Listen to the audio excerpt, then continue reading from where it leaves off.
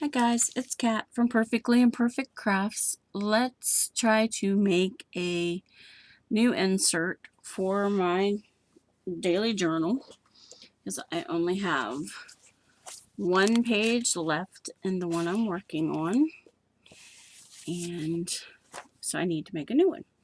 I have already made the cover part for the thing because it would just take too long for me to do on a video, and it is just a layered scraps over a piece of cardstock that I sewed, just gave it some decorative stitching.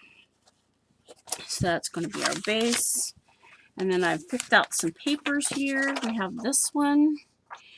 This is from the Antique Papery, I believe, on Etsy is the name. So that would be page 1.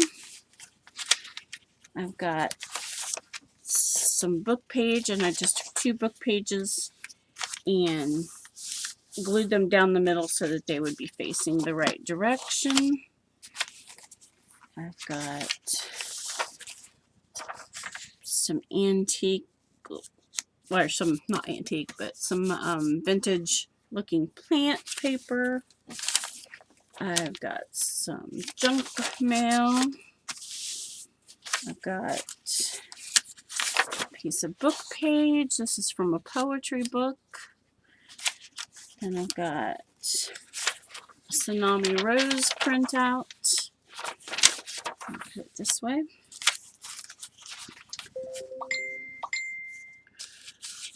I've got a piece of music paper and put in there.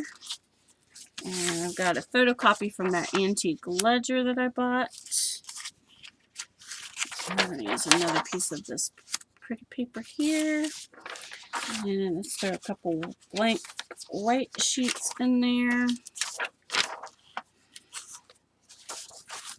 And then, let's see, that gives me the cover, and then 1, 2, 3, 4, 5, 6, 7, 8, 9, 10, 11, and let's do the middle as another book sheet.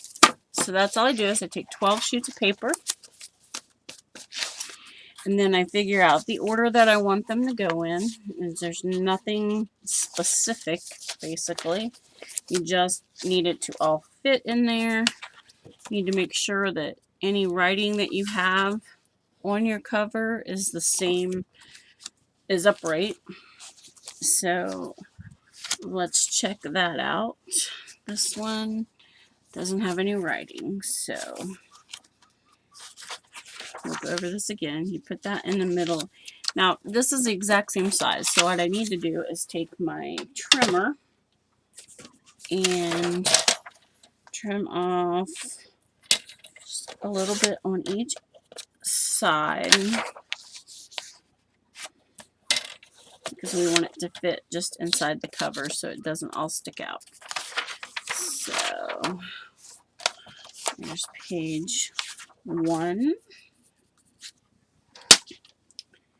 And then we have the book page. Definitely is not going to stick out. And what you're going to do, you're going to fold all these in half. I don't want to do that. Everything but your cover. Don't fold your cover in half yet. And you can use a scoring tool and actually score it. I don't usually do that. This takes up too much time for me. There's 2. This one's going to need trimmed because it's a full 8.5 by 11. So let's just cut it down. And I told somebody that I would do this so that they could see how I actually make them, because there are some people who have never made a junk journal.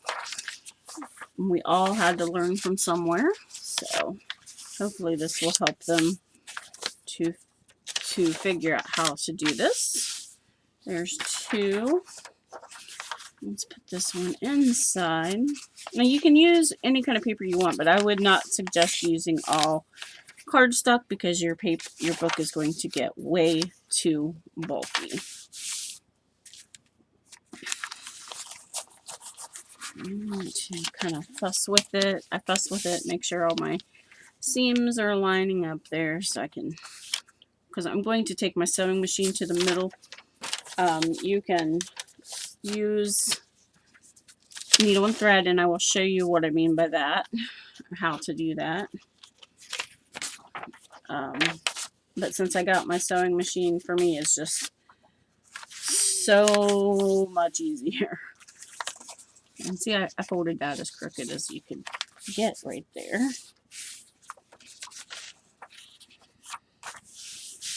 So there's that.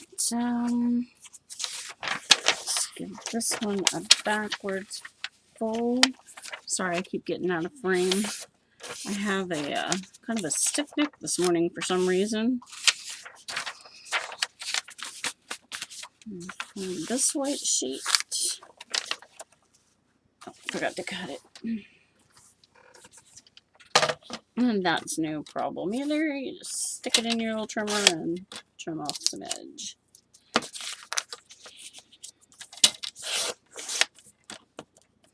You just, like I said, you don't want it sticking out past the edge of the book. Here's that white sheet. We have this sheet of music paper that's just gorgeous.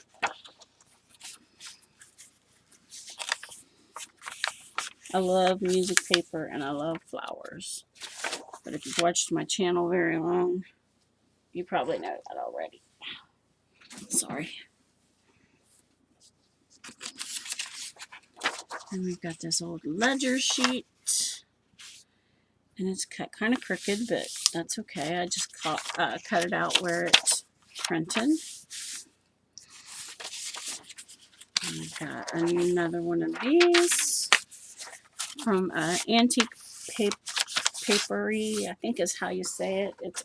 She is on Etsy. I will try to remember to put the link to this digital paper in my description box. And my papers are not all the same size. They're not all the same texture. Just gives you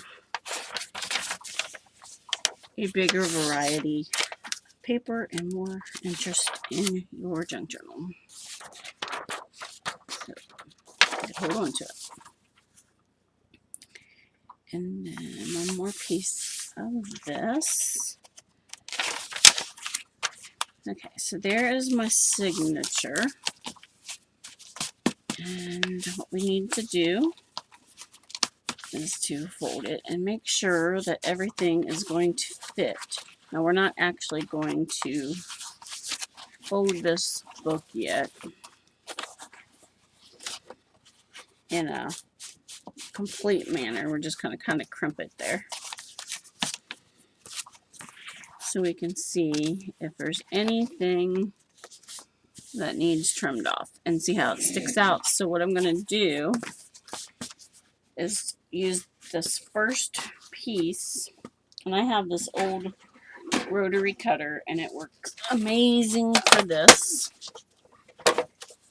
I'm going to put it down and line up my cutting blade onto the edge of that piece of paper that we know fits within the cover, and then I just run it back and forth until I get all the little edges trimmed off, and you end up with a pile of paper like that. I gotta get me a new trash bag out.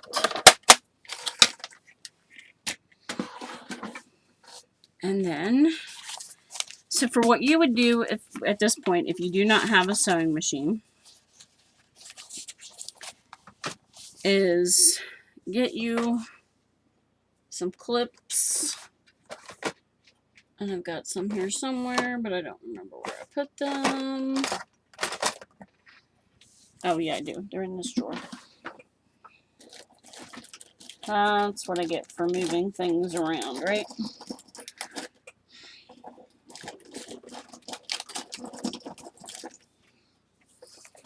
you want to clip this down. Any kind of clip, paper clip, whatever will work. Just something that you can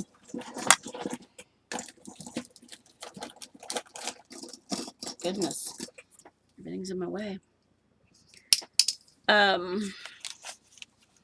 Get it to hold its shape where you want it to be. Oh.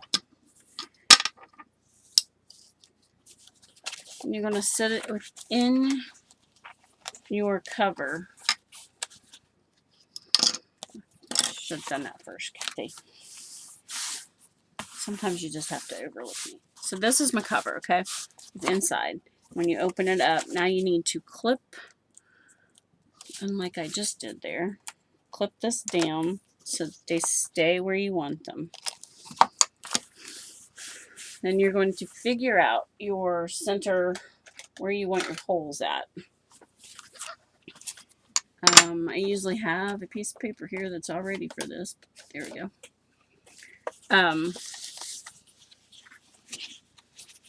Put your top, always mark it at the top, and then just take a needle or a awl, or this is a bead reamer that I got from Doris, a local craft store, and poke your holes through. You need 3 holes at least. You can do 3 or 5 or however you want to do it.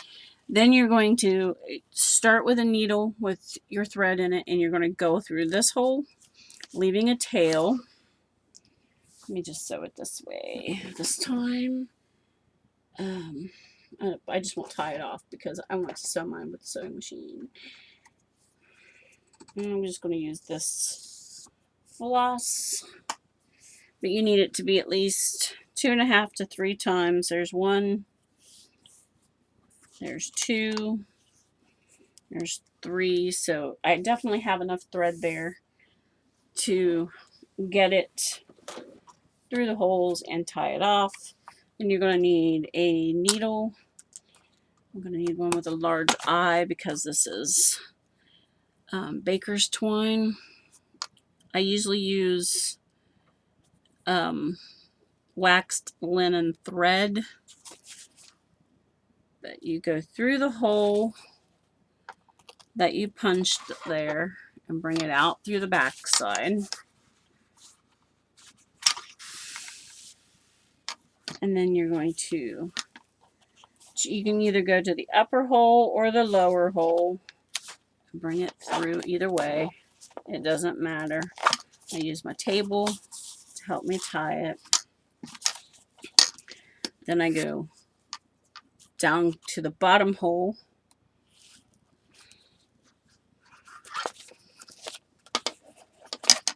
Whoops. Pull the thread right out of my needle. So then you're going to go back in through this bottom hole or back hole in the middle. And I hope this is making sense. So you're going to put your needle back through that hole, trying not to put it through the thread that's already there, which sometimes is impossible. So you have to wiggle it around. And you want it to go on the opposite side of the thread that you already have going through the middle. And then you're going to pull them tight without ripping anything so that you have your stitches on the back. And then you're going to tie a double knot inside the book.